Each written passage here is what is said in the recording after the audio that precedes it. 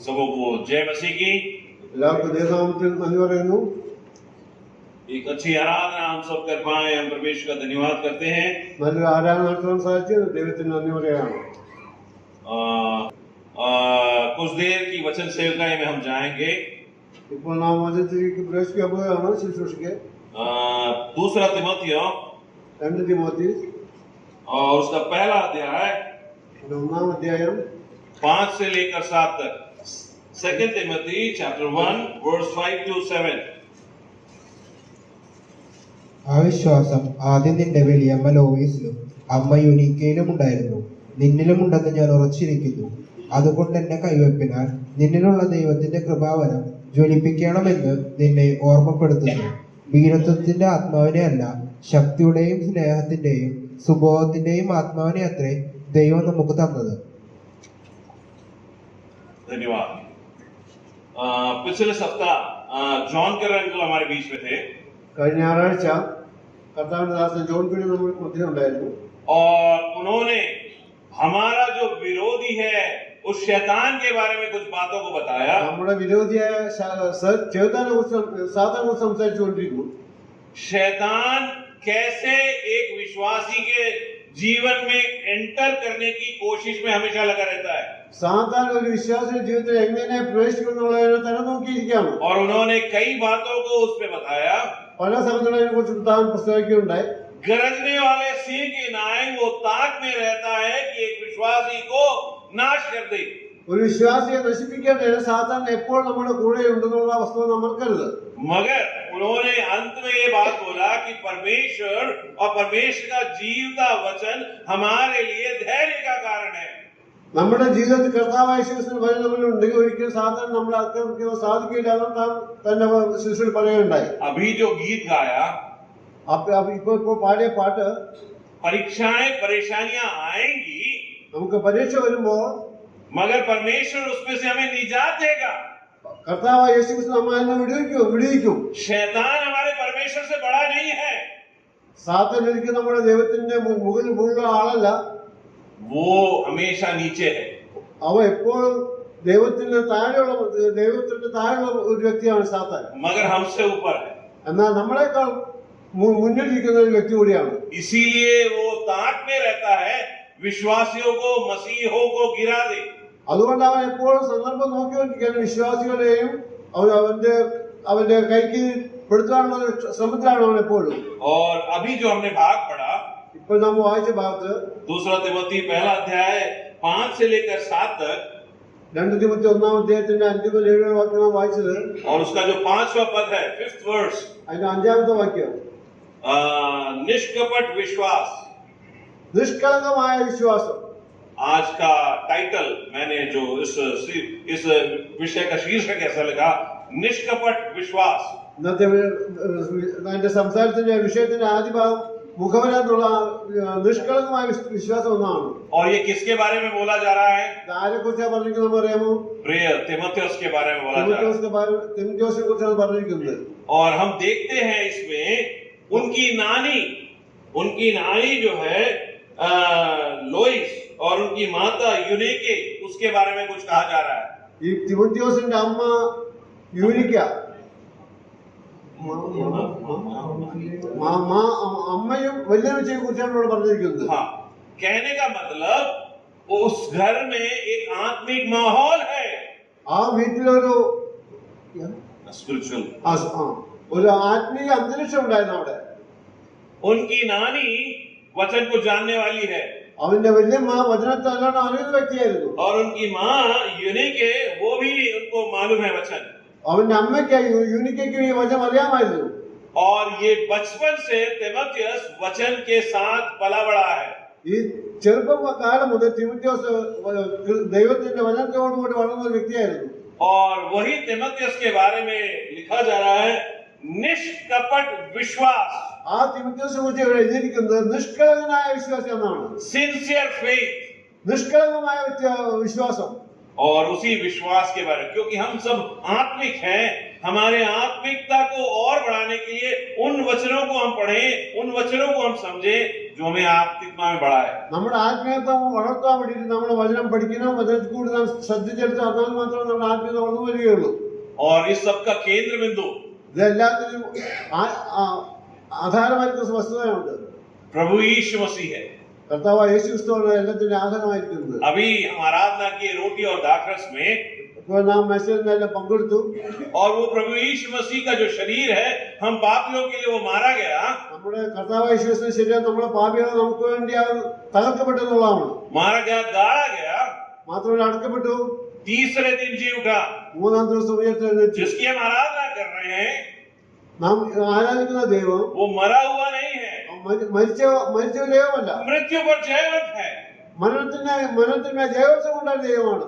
और वही प्रभु यीशु मसीह, और वही प्रभु यीशु मसीह ആ യേശു കർത്താവ് ദൈവം उस नानी को, उस नानी लोइस को തിമോസിന്റെ വെല്ലുവിളിക്കും, और उसकी माता यूनिके को, അവന്റെ മാതാ യൂനിക്കും, और उस तिमोथियो को തിമോത്തിയോസിനും बचाया।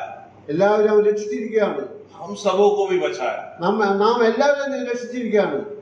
मगर इस तिमोथियस के अंदर वो निष्कपट प्रेम को जगाने के लिए एक मिरर इमेज था, ये दोनों।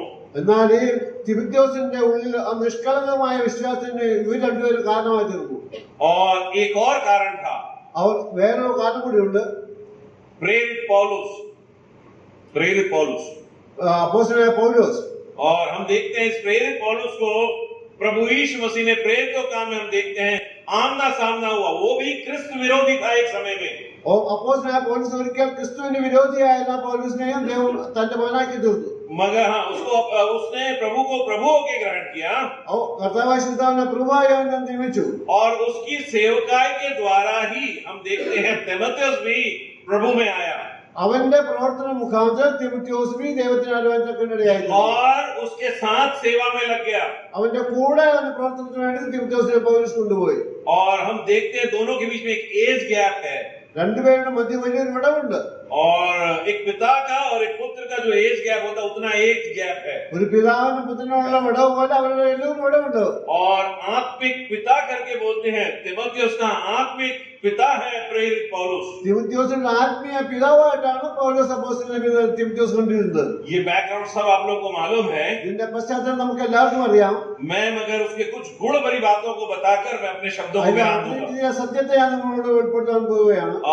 मेरे साथ निकाले प्रेरितों का acts apostle chapter 16 1 to 3। Acts apostle chapter 16 1 to 3। അപ്പോസ്തല പ്രവൃത്തികളുടെ 16-ാം അധ്യായം 3-ാം വാക്യം. 16 1 to 3। അവൻ ദർബയിലും ലുസ്ത്രയിലും ചെന്നു. അവിടെ വിശ്വാസമുള്ള ഒരു യഹൂദ സ്ത്രീയുടെ മകനായി തിമോത്തിയോസ് എന്നു പേരുള്ള ഒരു ശിഷ്യനുണ്ടായിരുന്നു. അവന്റെ അപ്പൻ യവനനായിരുന്നു. അവൻ ലുസ്ത്രയിലും ഇക്കോനിയയിലുമുള്ള സഹോദരന്മാരാൽ നല്ല സാക്ഷ്യം കൊണ്ടവനായിരുന്നു. അവൻ തന്നോടുകൂടെ പോരണമെന്ന് പൗലോസ് ഇച്ഛിച്ചു.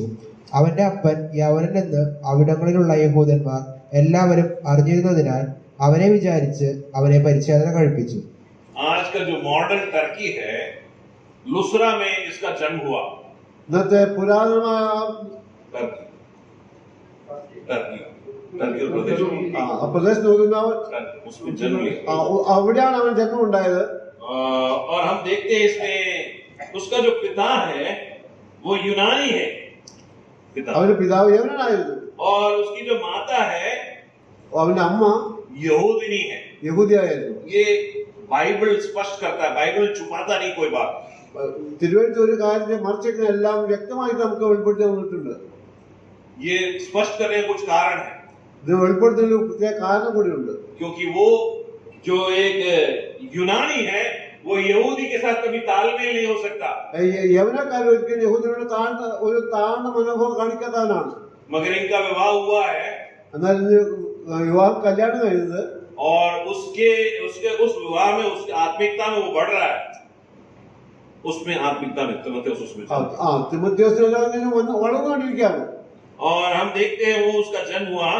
और एक और बात है कि हम 1 Corinthians 1:22 में, 1 Corinthians chapter 1 verse 22, 1:22 വാക്യം, യഹൂദന്മാർ അടയാളം ചോദിക്കുകയും യവനന്മാർ ജ്ഞാനം അന്വേഷിക്കുകയും ചെയ്യുന്നു.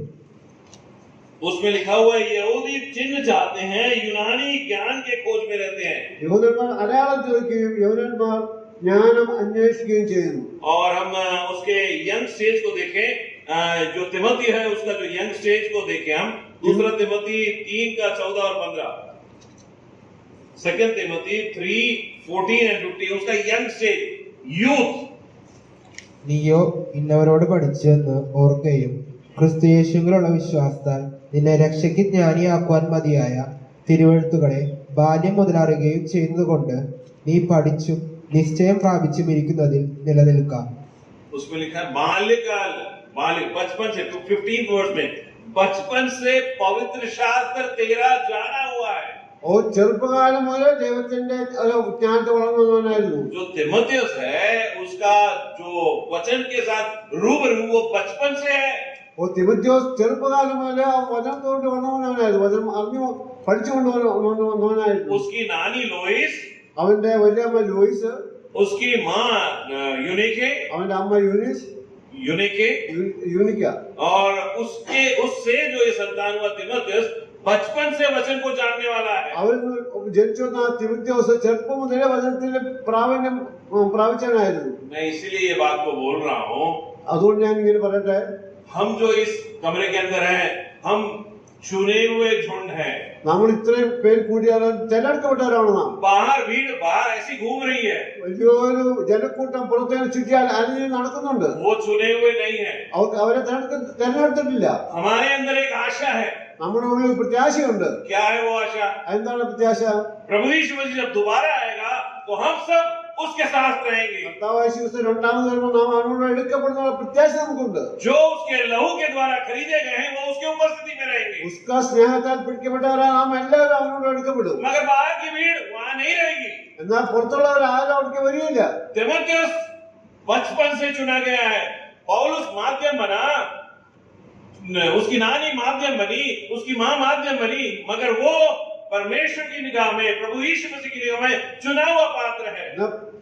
തിമോഥെയോസ് ദൈവത്താൽ തിരഞ്ഞെടുക്കപ്പെട്ടവനായതുകൊണ്ട് അവൻ കർത്താവായ രണ്ടാമത് പ്രതിഷ്ഠാമെന്നുള്ള യാതൊരു സംശയമില്ലായിരുന്നു. और बचपने से वचन के साथ जुड़ा हुआ है। അവൻ ചെറുപ്പം മുതലേ വചനം പഠിച്ച് വളർന്നവനായിരുന്നു. मैं बस वही बात को बताना चाहता हूँ।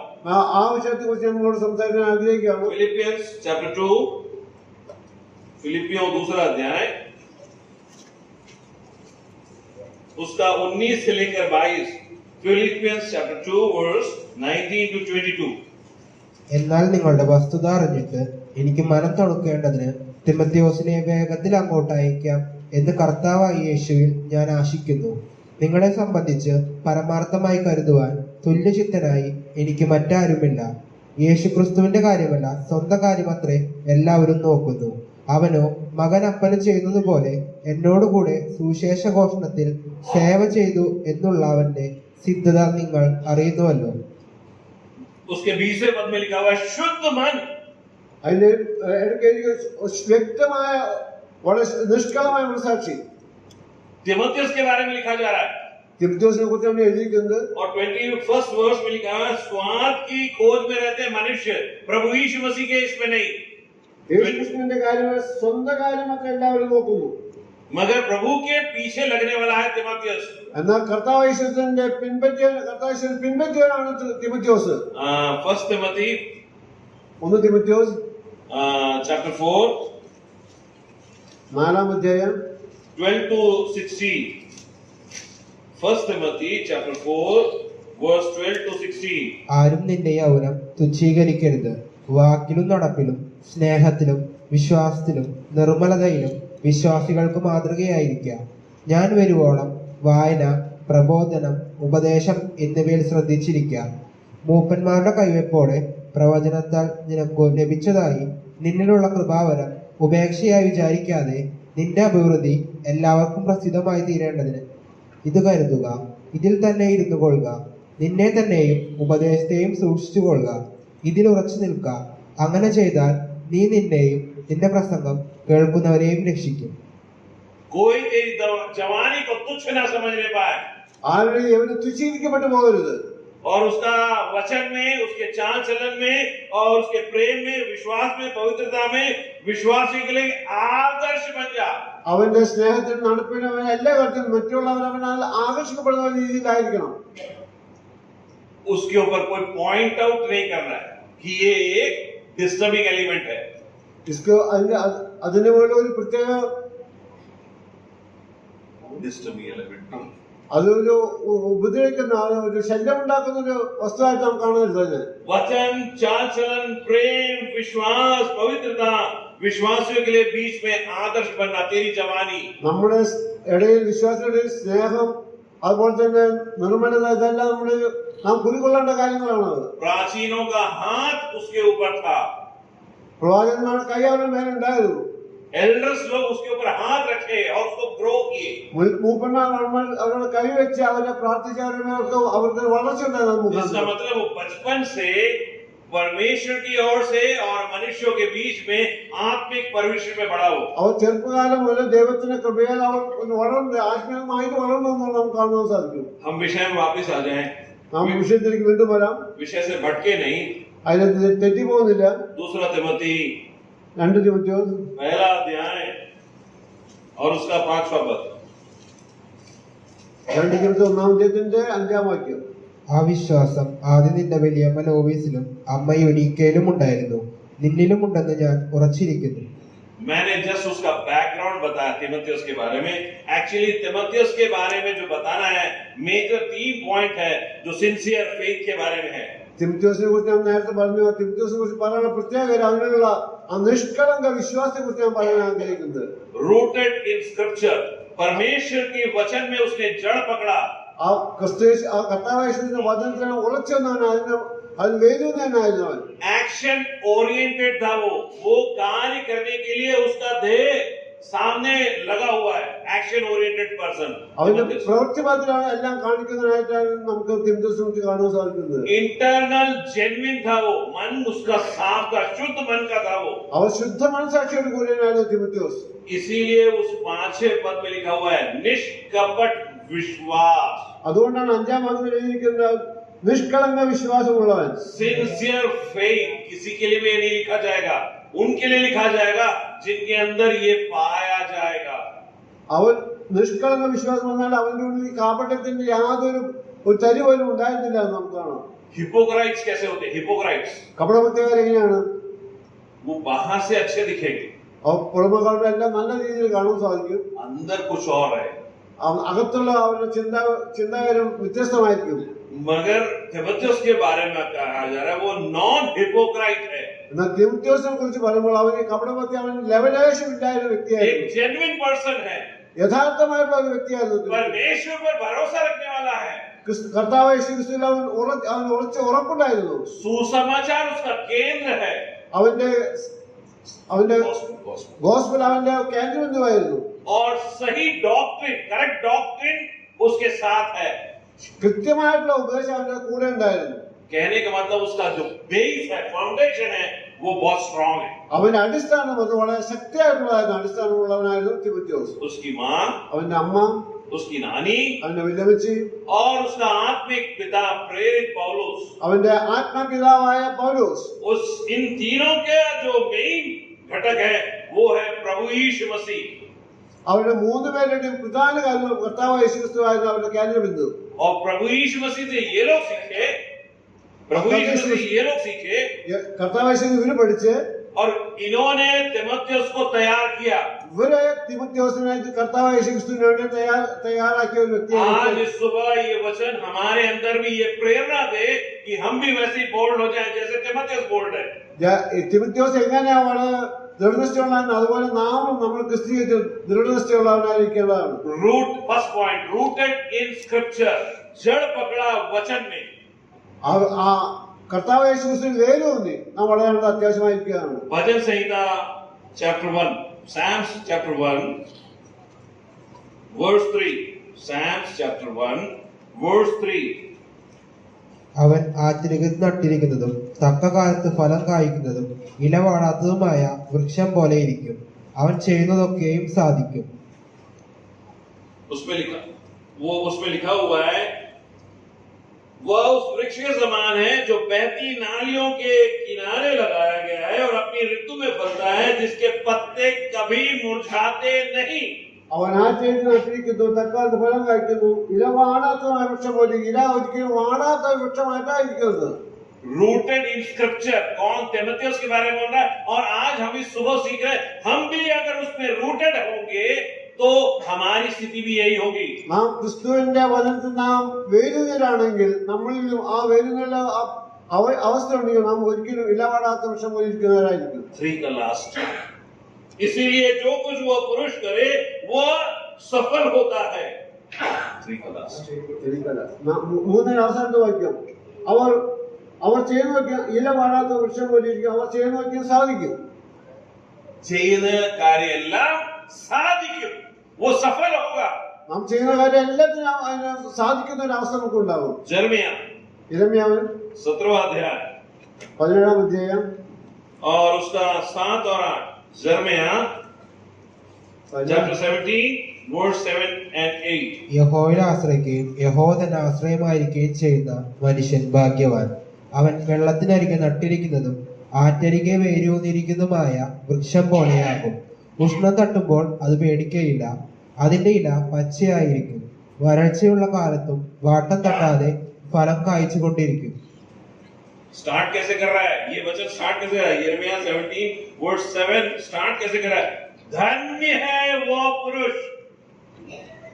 അവൻ യഹോവയിൽ ആശ്രയിക്കുന്നവൻ ചെയ്യുന്ന മനുഷ്യൻ ഭാഗ്യവാൻ. यहोवा पर भरोसा रखता है जिसने परमेश्वर को अपना आधार माना.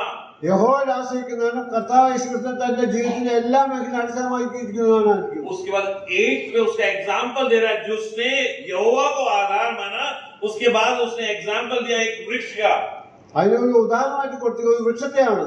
और 8वें पद में हम देखते हैं 8th वर्ष में वो उस वृक्ष के समान होगा जो नदी के किनारे लगा हो और उसकी जड़ जल के पास फैली हो. जब धूप होगी तब उसको न लगेगी और उसके पत्ते हरे रहेंगे. सूखे वर्ष में भी उसके विषय में चिंता न होगी, क्योंकि वह तब भी फलता रहेगा. 8th वर्ष उसका जो बेस परमेश्वर पर अगर वो भरोसा रहेगा 7th वर्ष में, तभी 8th वर्ष का जो एग्जाम्पल है वो फ्रूटफुल होगा.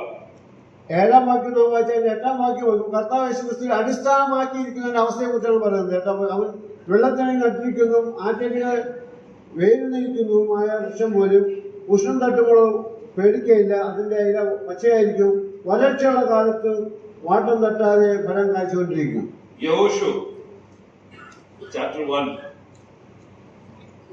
यहोशू chapter 1. യോശുവ ഒന്നാം അധ്യായത്തിന്റെ 7 and 8. Joshua chapter 1 verse 7 and 8. എന്റെ ദാസനായ മോശെ നിന്നോട് കൽപ്പിച്ചിട്ടുള്ള ന്യായപ്രമാണമൊക്കെയും അനുസരിച്ച് നടക്കേണ്ടതിന് നല്ല ഉറപ്പും ധൈര്യവുമുള്ളവനായി മാത്രം ഇരിക്കാം. ചെല്ലുന്നോടത്തൊക്കെയും നീ ശുഭമായിരിക്കേണ്ടതിന് അത് വിട്ട് ഇടത്തോട്ടോ വലത്തോട്ടോ മാറരുത്. ഈ ന്യായപ്രമാണ പുസ്തകത്തിലുള്ളത് നിന്റെ വായിൽ നിന്ന് നീങ്ങിപ്പോകരുത്.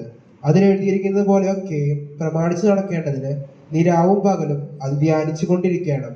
എന്നാൽ നിന്റെ പ്രവൃത്തി സാധിക്കും, നീ കൃതാർത്ഥനായും ഇരിക്കും.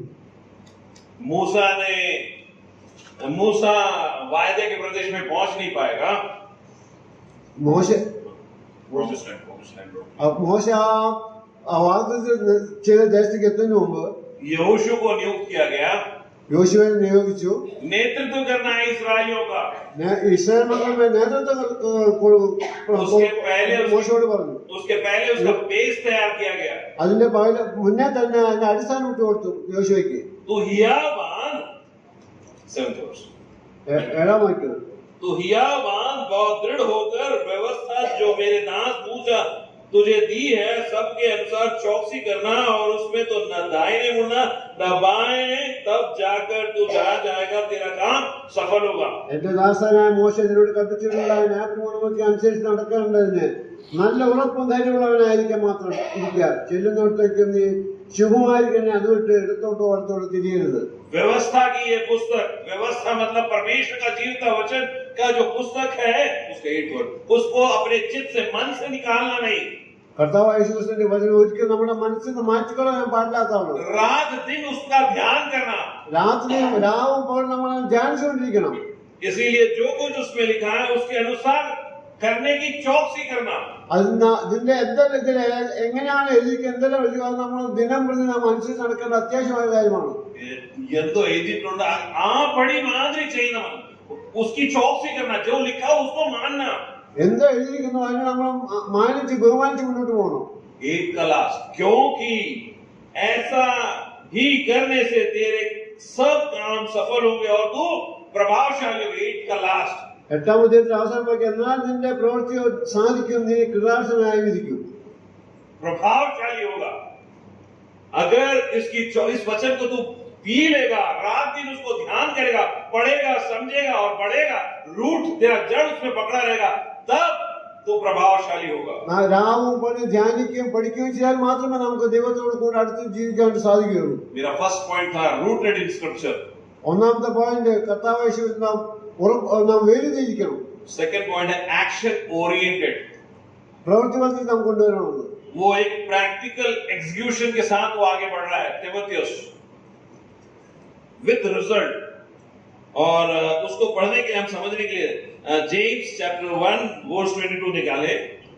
യാക്കോബിന്റെ ലേഖനം നമുക്കൊന്ന് വായിക്കാം. എങ്കിലും വചനം കേൾക്ക മാത്രം ചെയ്തുകൊണ്ട് തങ്ങളെ തന്നെ ചതിക്കാതെ അതിനെ ചെയ്യുന്നവരായും ഇരിപ്പിൻ. पर वचन पर चलने वाले बनो, केवल सुनने वाले ही नहीं जो अपने आप को धोखा देते हैं. വചനം കേൾക്കുക മാത്രമല്ല, അത് നമ്മൾ ധ്യാനിച്ചുകൊണ്ടിരിക്കണം. ध्यान करना है. ധ്യാനിച്ചുകൊണ്ടിരിക്കണം നമ്മളതിന്. अगर हमारा ध्यान नहीं रहेगा तो हम डिस्टर्ब होने का चांसेस है. നാം ധ്യാനിച്ചുകൊണ്ടിരിക്കുമ്പോൾ നാം നമ്മുടെ ശ്രദ്ധ മാറിപ്പോകാൻ സാധ്യതയുണ്ട്. पहला यूहन्ना 3:18, 1 John 3:18, 1 John chapter 3 verse 18. ദൈവത്തിന്റെ സ്നേഹം അവനിൽ എങ്ങനെ വസിക്കും? കുഞ്ഞുങ്ങളെ, നാം വാക്കിനാലും നാവിനാലുമല്ല പ്രവൃത്തിയിലും സത്യത്തിലും തന്നെ സ്നേഹിക്കുക. हे बालकों, स्टार्ट कैसे कर रहा है? हे बालकों, हम वचन और जीभ से नहीं, वचन हम पढ़े और हमारे मुंह में बस रखे नहीं होगा काम उससे. നാം വചനം നമ്മുടെ വായിൽ വെച്ചാൽ മാത്രം നാം പഠിച്ച് നമ്മൾ മറ്റുള്ളവരോട് അറിയിച്ചാൽ മാത്രം ഫലം ഉണ്ടാവുകയുള്ളൂ. जो उसका सेकंड पार्ट है, प्रैक्टिकल लाइफ में आना चाहिए. वो प्रैक्टिकल लाइफ നമ്മുടെ ജീവിതത്തിന് പ്രായോഗിക തലത്തിൽ നാം കൊണ്ടുവരാനുണ്ട്. काम और सत्य के द्वारा प्रेम से करें.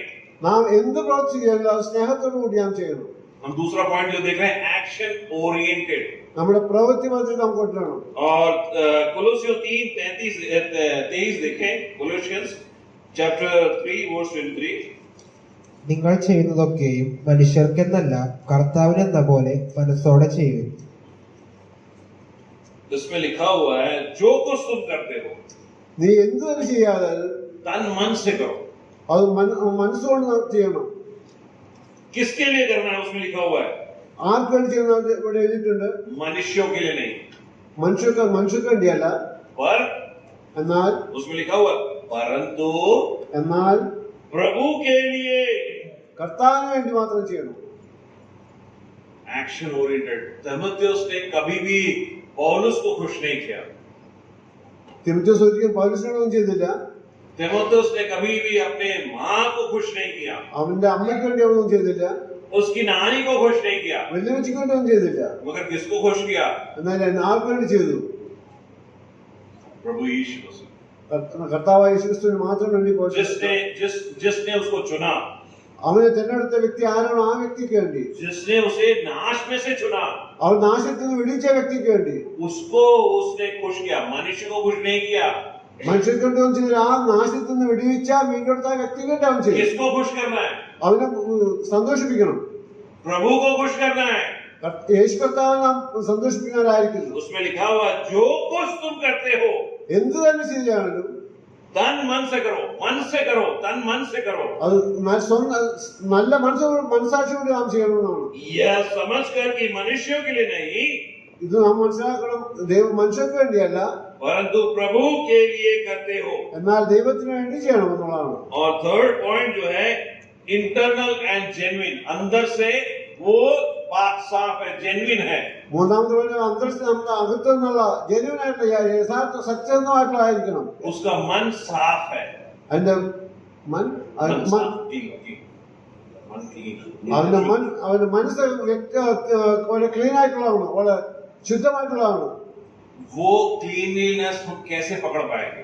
ആ ശുദ്ധ മനസ്സ് നാം എങ്ങനെ നമുക്ക് മനസ്സിലാക്കാൻ സാധിക്കും? उसकी प्रवृत्ति, അവന്റെ പ്രവൃത്തി നമുക്ക് മനസ്സിലാക്കാൻ സാധിക്കും. किसी भी मनुष्य के प्रवृत्ति में छिपा हुआ है उसका चाल चलन. അവന്റെ ഏത് വ്യക്തിയുടെയും പ്രവൃത്തിയിൽ അവന്റെ ഒളിപ്പിച്ചിരിക്കുന്ന കാര്യങ്ങള്. और तिमोथियस के बारे में हम जैसे पढ़े भी थे फिलिपियंस 2 का 19 से 22 में, उसका शुद्ध मन था.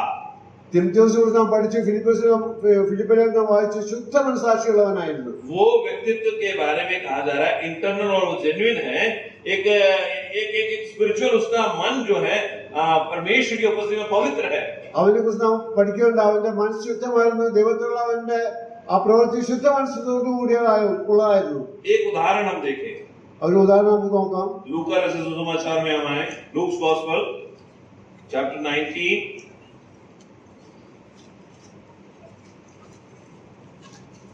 Luke's Gospel chapter 19 verse 8, 9 and 10. സക്കായിയോ നിന്ന് കർത്താവിനോട്, കർത്താവേ, എന്റെ വസ്തു കയ്യിൽ പാതി ഞാൻ ദരിദ്രർക്ക് കൊടുക്കുന്നുണ്ട്. വല്ലതും ചതിവായി വാങ്ങിയിട്ടുണ്ടെങ്കിൽ 4 മടങ്ങ് മടക്കി കൊടുക്കുന്നു എന്ന് പറഞ്ഞു. യേശു അവനോട്, ഇവനും അബ്രഹാമിന്റെ മകനാകയാൽ ഇന്ന് ഈ വീട്ടിന് രക്ഷ വന്നു. കാണാതെ പോയതിനെ തിരഞ്ഞു രക്ഷിപ്പാനല്ലോ മനുഷ്യപുത്രൻ വന്നത് എന്ന് പറഞ്ഞു. इस कैरेक्टर के बारे में जैसे हम पढ़ते हैं तो हमारे मन में क्या आता है? ഈ വ്യക്തിയെ കുറിച്ച് നാം പഠിക്കുന്ന നമ്മുടെ മനസ്സിൽ എന്താണ് തോന്നുന്നത്? उसके ऊपर लिखा हुआ टैक्स कलेक्टर. ചുങ്കം പിരിക്കുന്ന വ്യക്തിയാണ്. तो हम सोचते हैं बेईमान होगा. നമുക്ക് വിചാരിക്കാം മോശക്കാരനാണെന്ന് നമുക്ക് ചിന്തിക്കാം. मगर मैं ऐसा सोचता हूँ, ഞാൻ ഇവരും ചിന്തിക്കുന്നു, वो बेईमान नहीं. ഓ മോശക്കാരനല്ല. लिखा हुआ है चुंगी लेने वाला जकई, उसका हेडिंग वैसे लिखा हुआ है. ഇവിടെ എഴുതിയിട്ടുണ്ട് ചുങ്കം പിരിക്കുന്ന വ്യക്തി എന്ന് എഴുതിയിട്ടുണ്ട്. और उसके 8th वर्ष में हम आए, थोड़ा 8th वर्ष में आए. जक्कई ने खड़े होकर प्रभु से कहा. जक्कई एक्चुअली ढूंढ रहा है, प्रभु को देखना है. शॉर्ट हैंडेड है, गुलर के पेड़ के ऊपर चढ़ा. ये बैकग्राउंड मेरे को बताना नहीं है. ऊपर से देख रहा है, प्रभु जा रहे हैं और बोला तू ऊपर से नीचे आ. സക്കായികൾ കാഴ്ച ഉയരം പറഞ്ഞ യേശുവിനെ കാണാൻ മരത്തിന് കയറി കാണാൻ അവൻ ആഗ്രഹിച്ചു. എന്നാൽ യേശുവിനോട് നീ വേഗം ഇറങ്ങി വന്ന് യേശു അവനോട് പറഞ്ഞു. और जब वो प्रभु के साथ आमने सामने आया, കർത്താവിന്റെ മുന്നിൽ വന്നപ്പോൾ, അടുത്ത് വന്നപ്പോൾ 8th वर्ष देखें. जक्कई ने खड़े होकर प्रभु से कहा, സക്കായി യേശുവിനോട് പറയാൻ നിന്നാൽ, प्रभु देख, मैं अपनी आधी संपत्ति कंगालों को देता हूँ, और यदि किसी का कुछ भी अन्याय करके ले लिया है तो उसे 4 गुना फेर देता हूँ. സക്കായി നിന്ന് കർത്താവിനോട്, കർത്താവ്, എന്റെ വസ്തുവകയിൽ പാതി ഞാൻ ദരിദ്രർക്ക് കൊടുക്കുന്നുണ്ട്. വലുതും ചതിവായി വാങ്ങിയിട്ടുണ്ടെങ്കിൽ 4 മടങ്ങ് മടക്കി കൊടുക്കുമെന്ന് പറഞ്ഞു. चदिवाई, यदि मैंने कपट के साथ चुंगी ले लिया, मैं कपट नहीं किया हूं, मैं किसी के साथ कुछ नहीं लिया हूं, उसका बोलने का मतलब ये है. ഞാൻ കപടമാണെന്ന് പറഞ്ഞാൽ കപടമായിട്ട് ഒന്നും ചെയ്തിട്ടില്ല എന്നുള്ളതാണ് അവന്റെ വർത്തമാനം നമുക്ക് മനസ്സിലാക്കാൻ സാധിക്കുന്നത്. अगर गलती से ले लिया है तो 4 गुना फेर दूंगा. 1 रुपए लिया तो 4 रुपए दूंगा. 100 रुपए लिया तो 400 रुपए दूंगा. ഞാൻ അങ്ങനെ തെറ്റായിട്ട് എന്തെങ്കിലും അങ്ങനെ എടുത്തിട്ടുണ്ടെങ്കിൽ 1 ന് പകരം 4 മടങ്ങ് ഞാൻ തിരിച്ചു കൊടുക്കാൻ തയ്യാറാണെന്ന് പറയുന്നത്. अगर मैंने ऐसा नहीं किया प्रभु, ഞാൻ അങ്ങനെ ചതിവായിട്ട് ഒന്നും ചെയ്തിട്ടില്ല എന്നാണ് സക്കായി പറയുന്നത്. लिखा नहीं है, എഴുതിയിട്ടില്ല, समझना है. നമ്മളങ്ങനെ മനസ്സിലാക്കുന്നു. उसका मन उतना साफ था, അവന്റെ മനസ്സ് അത്ര ശുദ്ധിയുള്ള മനസ്സായിരുന്നു. और प्रभु ऐसे ही उसको पेड़ के ऊपर नहीं देगा, उसको उद्धार देना था, उसको छुड़ाना था पाप से, इसीलिए उसको मिलना जरूरी था. യേശു കർത്താവിനെ വെറുതെ മരത്തിന് മുകളിൽ വിളിച്ചാൽ അവന്റെ പാപത്തിന് വിടുതൽ കൊടുക്കാൻ വേണ്ടിയിട്ടാണ് മരത്തിന് മുകളിൽ വിളിച്ചത്. 9th verse. 9ാമത്തെ വാക്യം. तब यीशु ने उससे कहा, आज इस घर में उद्धार आया है. യേശുവോട്, ഇവനും അബ്രഹാമിന്റെ മകനായാൽ ഇന്ന് ഈ വീട്ടിന് രക്ഷ വന്നു എന്ന് പറഞ്ഞു. इसीलिए कि ये अब्राहम का पुत्र है, उस गोत्र से निकला हुआ जक्कई जो पाप नहीं किया है, आज मेरे सामने आमना सामना हुआ और वो उद्धार के अनुभव में आया. അവൻ അബ്രഹാമിന്റെ വംശത്തിൽ വന്നവനാകുന്നു, പാപം ചെയ്യാത്തവനുകൊണ്ട് ഇന്ന് ഈ വീട്ടിന് രക്ഷ വന്നു എന്ന് യേശു അവരോട് പറയുകയാണ്. 10th verse. 10ാമത്തെ വാക്യം. क्यों प्रभु यीशु मसीह संसार में आया? യേശു കർത്താവ് എന്തിനാണ് ഈ ഭൂമിയിലേക്ക് വന്നത്? उसमें लिखा हुआ है, क्योंकि मनुष्य का पुत्र खोए हुओं को ढूंढने और उनका उद्धार करने के लिए आया है। കാണാതെ പോയ മനുഷ്യനെ കണ്ടുപിടിച്ച് അവന് രക്ഷപ്പെടാൻ കൊടുക്കാനായിട്ടാണ് യേശു കർത്താവ് ഈ ഭൂമിയിലേക്ക് വന്നത്. भीड़ की भीड़ जा रही है വലിയ കൂട്ടം നമുക്ക് ചുറ്റും നടക്കുന്നുണ്ട് ഈ ലോകത്തില്. और ज़क्कई को पता चला कि प्रभु उस भीड़ में है। കർത്താവ് സക്കായിക്ക് ഒരു കാര്യം മനസ്സിലായി, ഈ തിരക്കിന്റെ ഉള്ളിൽ യേശു കർത്താവ് സക്കായിക്ക് മനസ്സിലായി. ज़क्कई ने प्रभु के बारे में सुना, സക്കായി യേശുവിനെ കുറിച്ച് കേട്ടിട്ടുണ്ട്. उसको मिलने की इच्छा थी, उसको യേശു കർത്താവിനെ കണ്ടുകൂടാൻ ആഗ്രഹമുണ്ടായിരുന്നു. हाइट छोटा था, पेड़ के ऊपर चढ़ गया। അവൻ ഉയരം കുറഞ്ഞവനാണ്, മറ്റൊരു കയറവൻ. ये सब उसके मन को दिखाता है। എല്ലാം അവന്റെ മനസ്സിനാണ് കാണിക്കുന്നത്. प्रभु ने उसके मन को कैच किया। हम क्या करते हैं, आउटर अपीयरेंस को देखते हैं। നമ്മളെ പുറമേയുള്ള നോക്കി യേശു കർത്താവ് അവന്റെ മനസ്സിനെ മനസ്സിലാക്കി. इब्राहिम के गोत्र का है, അവൻ അബ്രഹാമിന്റെ ഗോത്രത്തിൽപ്പെട്ടവനാണ്. चौगुना वापस देगा बोल रहा है। 4 പ്രാവശ്യം 4 മടങ്ങ് തിരിച്ചു കൊടുക്കുന്നു പറഞ്ഞു. उद्धार उसके घर में आया, രക്ഷ അവന്റെ ഭവനത്തിലേക്ക് വന്നു. उद्धार करता उसके घर में आया प्रभु यीशु मसीह। യേശു കർത്താവ് രക്ഷ കൊടുക്കുന്ന കർത്താവ് അവന്റെ ഭവനത്തിലേക്ക് വന്നെന്നുള്ളതാണ്. തിമോഥെയോസ് नानी लोइस की वजह से नहीं, അവന്റെ വല്യമ്മച്ചിയുടെ ലോയിസിന് വകയായിട്ടല്ല, माँ यूनिके की वजह से नहीं, യൂനിക്ക് മുഖാന്തരമല്ല, प्रेरित पौलुस के द्वारा नहीं, പൗലോസിന് മുഖാന്തരവുമല്ല, मगर प्रभु यीशु मसीह के द्वारा छुड़ाया गया है। എന്നാൽ യേശു കർത്താവ് മുഖാന്തരമാണ് തിമോഥെയോസിനെ രക്ഷപ്രാപനയിടയായത്. हम सब भी वैसे ही हैं। നാം എല്ലാവരും അങ്ങനെ തന്നെയാണ്. हमारे मेरे फोरफादर तो जैकोबाइट फैमिली में थे। എന്റെ പൂർവ്വപിതാക്കന്മാർ യാക്കോബ് പശ്ചാത്തലത്തിൽ നിന്നുള്ളവരായിരുന്നു. मेरे पिताजी के पिताजी बोलते हैं कि ब्रदर मूवमेंट जब चालू हुआ था तो पेड़ में बांध के छड़ी से मारा है। എന്റെ പിതാവിന്റെ പിതാവ് പറഞ്ഞിരുന്നു, ഈ ബ്രദർ മൂവ്മെന്റ് തുടങ്ങിയ സമയത്ത് അവരെ മരത്തിൽ കെട്ടിയിട്ട് അടിച്ചിരുന്നു പറഞ്ഞു. हम सब ये जो बुजुर्ग बैठे हैं ये सब वही बोलेंगे, उनके पिता के पिता की हालत यही थी। നാം ഇവിടെ കൂടിക്കുന്ന എല്ലാവർക്കും അത് തന്നെ പറയണം, നമ്മുടെ പിതാക്കന്മാർ ഇങ്ങനെയുള്ള വീടിനകത്ത് കൂടി കടന്നുപോയതാണ്. मगर हमें चुना हमारे प्रभु ने, നമ്മുടെ കർത്താവ് വിശ്വസിച്ച് വീണ്ടെടുത്തു. उसका जो 10th वर्ष है, मनुष्य का पुत्र क्यों आया, മനുഷ്യപുത്രൻ എന്തിനു വേണ്ടിയാണ് വന്നത്? ढूंढने के लिए, അന്വേഷിക്കാൻ വേണ്ടി. इसको ढूंढने के लिए आया। ആരന്വേഷിക്കാൻ വേണ്ടി വന്നു? जो भटक गए हैं, ഓ തെറ്റിപ്പോയവരെ, जो पाप में चले गए हैं, പാപത്തിൽ മുഴുകിയവരെ, उन्हें उद्धार देने के लिए, അവർക്ക് രക്ഷ കൊടുക്കാൻ വേണ്ടിയിട്ട്, उद्धार देने के लिए उद्धार करता आया है। രക്ഷ കൊടുക്കാൻ വേണ്ടി അവരെ രക്ഷപ്പെടുത്തിയെന്നുള്ളതാണ്. वापस हम अपने विषय में आ जाए, मेरा समय समाप्त हुआ। വീണ്ടും നമുക്ക് വിഷയത്തിലേക്ക് വരാം. Second Timothy chapter 1 verse 5. Second Timothy chapter 1 verse 5 to 7. 2 തിമോഥെയോസ് 1:5-7 ആ വിശ്വാസം ആദ്യം നിന്റെ വലിയമ്മ ലോയിസിലും അമ്മ യുനീക്കയിലും ഉണ്ടായിരുന്നു, നിന്നിലും ഉണ്ടെന്ന് ഞാൻ ഉറച്ചിരിക്കുന്നു.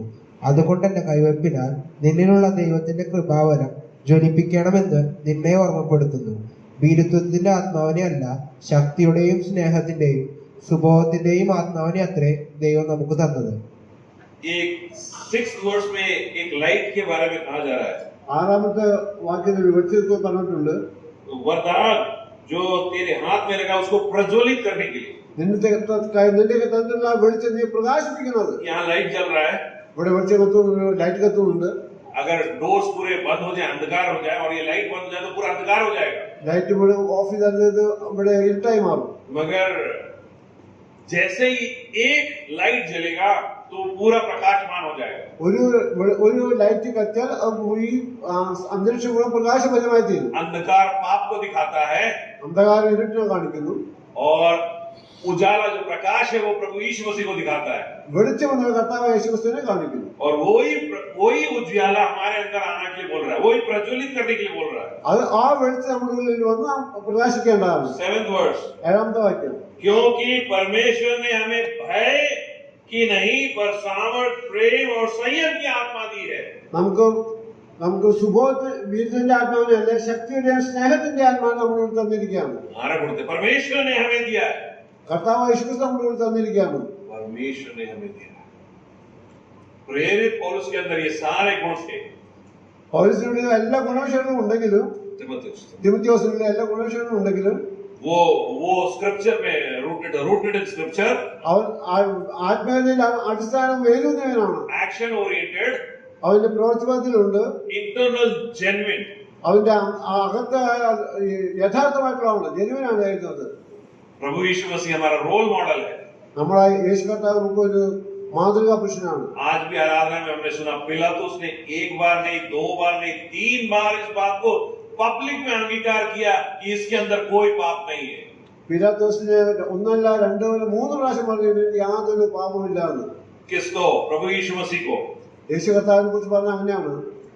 फिर भी बरब्बा को छोड़ दिया. എന്നാൽ ബർബാസിനെ അവർ വിളിച്ചു.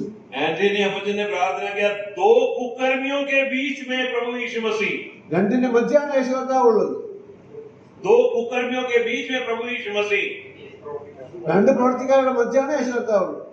उद्धार करता अपने आप को चुप रखा. आराधना में हमने सुना हल जैसे खेत में चलता है तो वो एक जगह स्क्रैच देता है, वैसे स्क्रैच पूरे पीठ में प्रभु यीशु मसीह के. യേശു കർത്താവിന്റെ ശരീരത്തിൽ എല്ലാം കൊണ്ട് അവനെ മുറിയിപ്പിച്ചു. അവന് ശരീരത്തിൽ രക്തവെള്ളം ഒഴുകാനിടയായിട്ടുണ്ട്. हमारा रोल मॉडल प्रभु यीशु मसीह. നമ്മുടെ മാതൃപുരുഷ കർത്താവ് യേശു ക്രിസ്തുവാണ്. उससे हम सीखे. അതിന് നാം കർത്താവ് യേശു ക്രിസ്തുവിൽ നിന്നാണ് നാം പഠിക്കേണ്ടത്. दहाड़ने वाला शैतान लगा हुआ है, നമ്മളെ സാധാരണ നമ്മുടെ പിന്നിലുണ്ട്. मगर हमारे साथ हमारा परमेश्वर जीवता परमेश्वर है. എന്നാൽ നമ്മുടെ കൂടെ ജീവിക്കുന്ന ക്രിസ്തു നമ്മുടെ കൂടെ ഉണ്ട്. हम उसके साथ आगे बढ़े. നാം ആ കർത്താവ് യേശു കൂടെ നമുക്ക് മുന്നേറാം. परमेश्वर के नाम की महिमा हमने पाई. യേശു കർത്താവിന്റെ നാമം വാഴ്ത്തപ്പെടുമാറാകട്ടെ.